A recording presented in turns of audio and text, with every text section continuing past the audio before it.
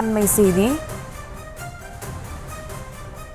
Rowdy சிசிங் ராஜா என்கவுண்டரின் போது நடந்தது என்ன என்ற தகவல் வெளியாகி உள்ளது. சென்னை நீலாங்கரை பகுதியில் போலீசாரிடமிருந்து தப்ப முயன்ற ரவுடி சிசிங் ராஜா சுட்டுக் கொல்லப்பட்டார். அது பின்னணி என்ன என்ற ஒரு தகவல் வெளியாகி இருக்கிறது. அண்மை செய்தியாக பார்த்து வருகிறோம். இது குறித்த மேலும் விவரங்களோடு இணைகிறார் செய்தியாளர் வெங்கட்ரமணன். வணக்கம் வெங்கட்ரமணன், விவரங்கள்.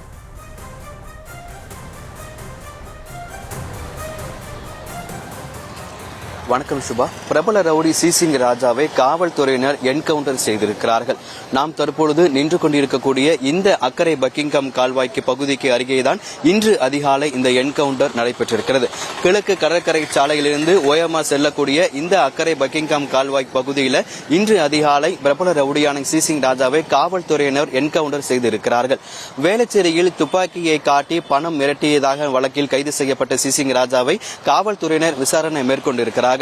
அவரிடம் துப்பாக்கியை எங்கே மறைத்து வைத்திருக்கிறார்கள் என காவல்துறையினர் விசாரணை மேற்கொண்டதில் அவர் இந்த அக்கரை பக்கிங்ஹாம் கால்வாய் பகுதிக்கு அருகே துப்பாக்கியை மறைத்து வைத்திருப்பதாக தெரிவித்திருந்தார். இந்த துப்பாக்கியை பறிமுதல் செய்வதற்காக அவரை இந்த இடத்திற்கு அழைத்து வந்தபோது அவர் மறைத்து வைத்திருந்த நாட்டு துப்பாக்கியை எடுத்து காவல்துறை வாகனத்தை நோக்கி அவர் சுட்டு இருக்கிறார். உடனே தற்காப்பிற்காக வேளச்சேரி காவல் ஆய்வாளர் விமால் ரவுடி சிசிங் ராஜா மீது துப்பாக்கி சூடை நடத்தியிருக்கிறார். இதில் ரவுடியுடைய மார்பு மற்றும் வயிற்று மேற்பகுதியில் 2 குண்டுகள் பாய்ந்து அவர் சம்பவ இடத்திலேயே உயிரிழந்திருக்கிறார். மேலும் இவர் ஆம்ஸ்டாங் கொலை வழக்கிலும் தொடர்புடைய நபராகத்தான் இவர் இருக்கிறார். ஆந்திராவில் வைத்து நேற்றைய தினம் தனிப்படை போலீசார் இவரை கைது செய்திருக்கிறார்கள். இந்நிலையில் அவரை மறைத்து வைத்திருந்த இடத்துல துப்பாக்கியை வைத்திருப்பதாக கூறியதன் அடிப்படையில் அதனை பறிமுதல் செய்ய வரும்பொழுது அவர் அந்த துப்பாக்கி கிடைத்தவுடன் காவல்துறை வாகனத்தை நோக்கி சுட்டிருக்கிறார். தற்காப்பிற்காக காவல்துறையினர் துப்பாக்கி சூட்டை நடத்திய போது மார்பு மற்றும் வயிற்றுக்கு மேற்பகுதியில் துப்பாக்கி குண்டு பாய்ந்ததில் அவர் சம்பவ இடத்திலேயே உயிரிழந்திருக்கிறார். 5 முறை இவர் மீது ஏற்கனவே குண்டர் தடுப்பு சட்டத்தின் கீழ் கைது செய்யப்பட்டிருக்கிறார். இவர் மீது பல்வேறு வழக்குகள் நிலுவையில் உள்ளது. 39 வழக்குகள், 6 கொலை வழக்குகள் என பல்வேறு வழக்குகள் நிலுவையில் இருந்தது. குறிப்பாக சமீபத்தில் தான் அவர் பிணையில் இருந்து வெளியே வந்து தலைமறைவாக இருந்திருக்கிறார்.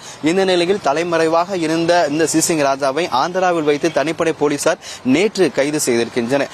குறிப்பாக சென்னையில் காவல் ஆணையராக அருண் பொறுப்பேற்ற பிறகு நடைபெறக்கூடிய 3வது என்கவுண்டராக இந்த என்கவுண்டர் என்பது பார்க்கப்படுகிறது. சென்னை காவல் ஆணையராக அருண் பொறுப்பேற்கும் போதே தன்னுடைய பாணியில் ரவுடிகளுக்கு பதில் அளிக்கப்படும் அப்படிங்கிற ஒரு செய்தியாளர் சந்திப்பில் தெரிவித்திருந்தார். இந்த வகையில் அருண் அவர்கள் பொறுப்பேற்ற பிறகு நடைபெறக்கூடிய ஒரு 3வது என்கவுண்டர் சம்பவமாக இந்த என்கவுண்டர் பார்க்கப்படுகிறது.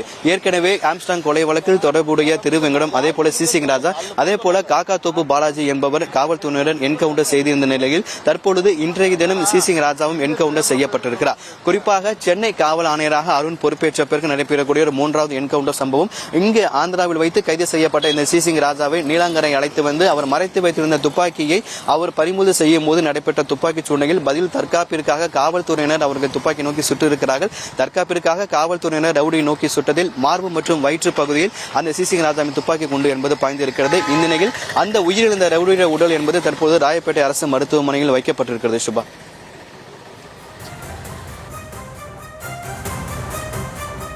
முழு விவரங்களுக்கு நன்றி வெங்கட்ரமணன்.